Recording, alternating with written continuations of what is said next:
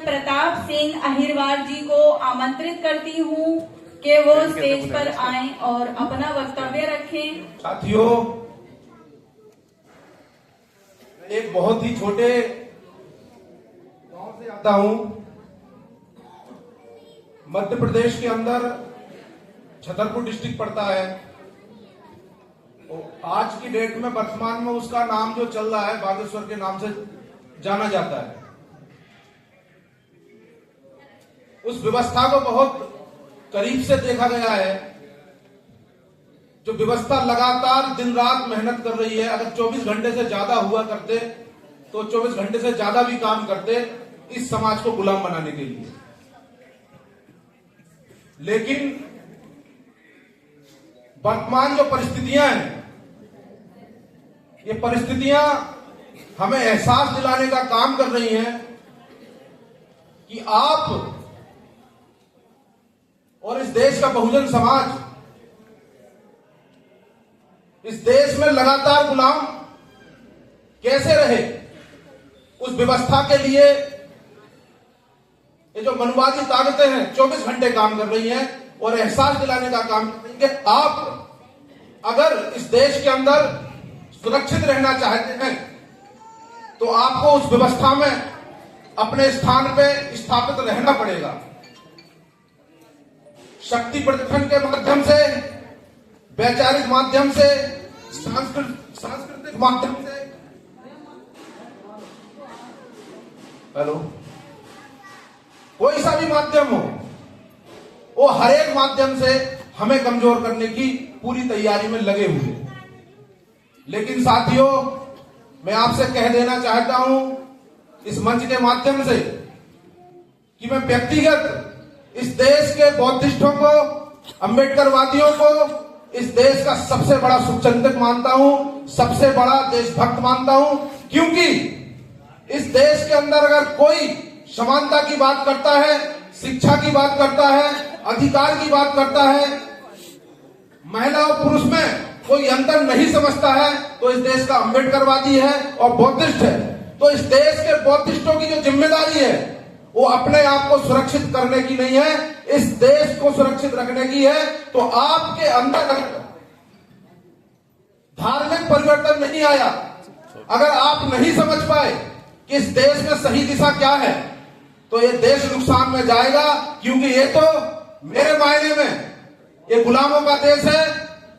जब से सम्राट अशोक के बाद जो व्यवस्था आई तो उसमें जब हमें वर्णों में बांटा गया तो हमें गुलाम बनाया गया।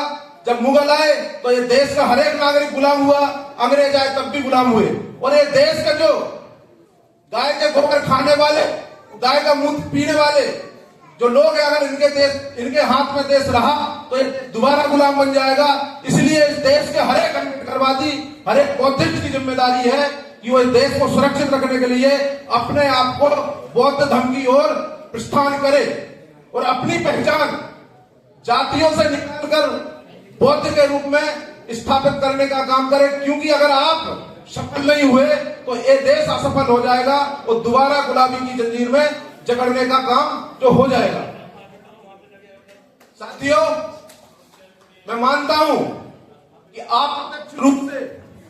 अप्रत्यक्ष रूप से ये देश ऑलरेडी बौद्धिस्ट है और इसी की जो पीड़ा है मनुवादियों के अंदर, जो इस देश को हिंदू राष्ट्र की मांग के साथ आगे बढ़ा रहे हैं। क्योंकि बाबा साहब को ये पता था कि ये देश के जो लोग हैं बहुत ही भावनात्मक हैं। भावनात्मक होने की वजह से ये बहुत जल्दी भरोसा कर लेते हैं। इन्होंने पंचशील को माना है, ये प्यार से चलना जानते हैं, समानता की बात करते हैं।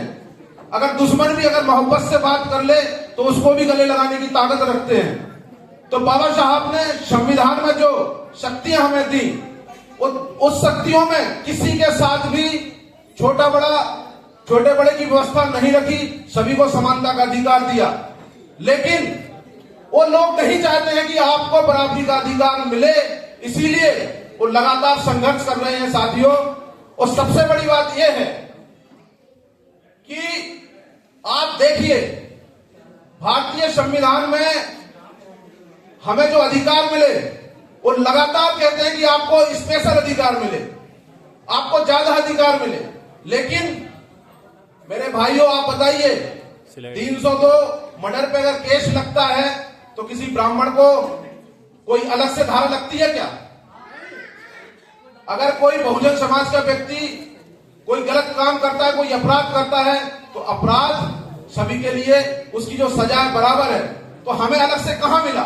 और सबसे बड़ी बात यह है कि इस देश जब आजाद हुआ तो आजाद होने के बाद भारत देश 2 टुकड़ों में बटा, और 2 टुकड़ों में बटने के बाद बाबा साहब ने हमें सिर्फ आरक्षण देने का प्रावधान रखा। हमने इस देश में दलिस्तान की मांग नहीं करी, बल्कि वो कर सकते थे।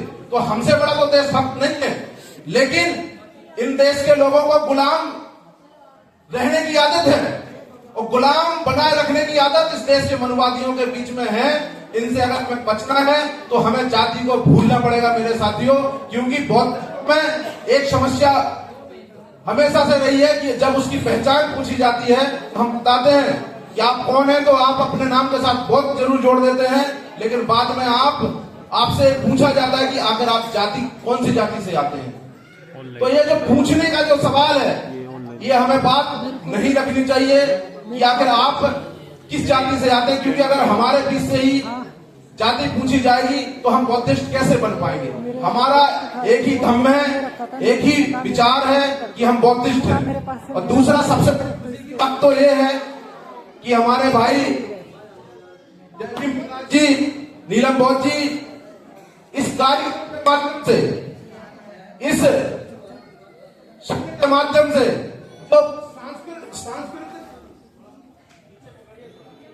जो सांस्कृतिक परिवर्तन लाने के काम में लगे हुए हैं, ये सबसे महत्वपूर्ण था। आज तक ये हो नहीं पाया, क्योंकि किसी भी समाज को चलाने के लिए सबसे ज्यादा महत्वपूर्ण होता है कि आप अपने जीवन को जिएंगे कैसे। अगर आप बौद्धिस्ट बन जाते हैं तो आप कैसे सुबह से लेकर शाम तक आपकी दिनचर्या क्या होगी, आप क्या काम करेंगे? आप अगर अपने बच्चे का जन्मदिन मनाते हैं, शादी विवाह करते हैं, तो आप कैसे करेंगे? अगर ये व्यवस्था नहीं आएगी तो मजबूरी हो जाती है आपकी कि आपको हिंदू व्यवस्था के तहत अपने कार्यक्रम करने पड़ते हैं। लेकिन मैं जय भीम प्रकाश जी से लगभग 1 महीने पहले मिला था, तो बड़ी खुशी हुई थी, और मैंने कहा था उनसे कि समता मूलक संघ के राष्ट्राध्यक्ष होने के नाते मैं हर एक कदम में आपके साथ हूं, लेकिन थोड़ी सी हम युवाओं की तरह सोच रखते हैं। तो हमारा मानना है कि धम्म, बौद्ध धम्म के माध्यम से हम गौतम बुद्ध को मानते हैं जो शांति का प्रतीक है, लेकिन अगर हमारी शांति में कोई अशांति का काम, अशांति डालने का प्रयास करेगा तो हम सम्राट अशोक की तलवार उठाने से पीछे नहीं हटेंगे। हमारी मजबूरी हो जाएगी, क्योंकि ये जिम्मेदारी हमारी है, और इस जिम्मेदारी को हम बखूबी समझते हैं। क्योंकि जब भी हम शिक्षा की बात करते हैं तो सिर्फ दलितों की शिक्षा की बात नहीं करते हैं, उसमें ब्राह्मण की और क्षत्रियों की शिक्षा की भी बात होती है।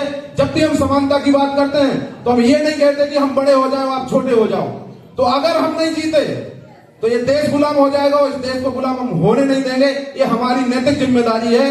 तो मेरे साथियों, बौद्धिस्ट विचारधारा के लोग अपने आप को ये स्वीकार कर लें कि आपसे बड़ा योद्धा देश का कोई है नहीं।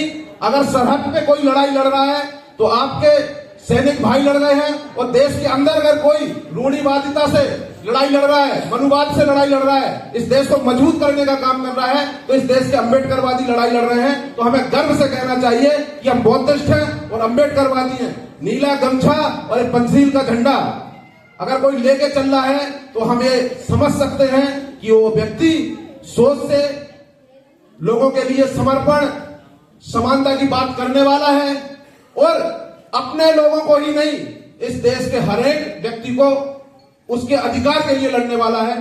तो साथियों, मुझे बहुत ही बड़ी, इतनी मतलब मैं क्या बताऊं आपको, जो खुशी उस दिन हुई थी कि मैं आखिर इसके लिए क्या करूं। क्योंकि हमारे समय तो उस समय बौद्ध विचारधारा के लोग नहीं मिला करते थे, हम नहीं सीख पाए। हम तो गांव से निकल के आए, वो आके अपने स्तर से जितना सीख पाए।